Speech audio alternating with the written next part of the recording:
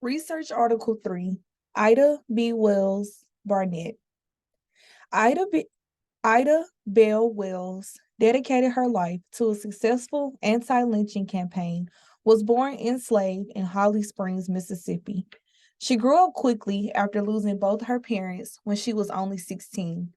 Becoming the only parent to her five siblings, she lied about her age and took a job as a teacher. She moved to Memphis in 1884, continued to teach, and began writing for newspapers. Then she was fired from her teaching position for protesting poor working conditions for teachers.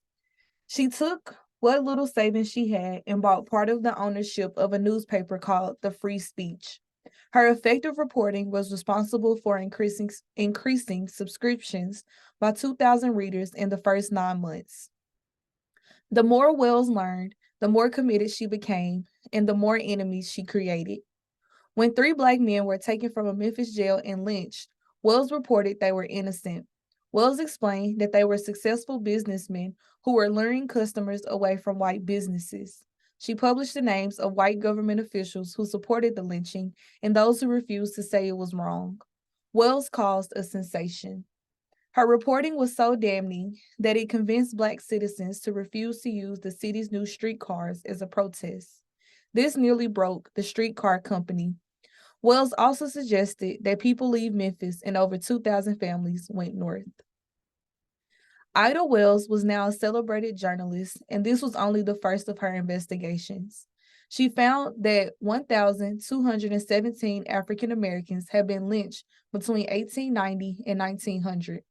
Her red record detailed lynchings which occurred in 3 of those years. She also found that only one-third of these victims had been accused of a crime. Most have not been tried in court. Wells continued her investigations throughout her life. Though she was repeatedly threatened and her newspaper office burned to the ground, she continued to research case after case from her home in New York. She also organized women's clubs and political meetings with the help of her husband, Ferdinand Lee Barnett. She supported the need for a national group of African Americans and was an influential founder of the National Association for the Advancement of Colored People, NAACP, in 1909.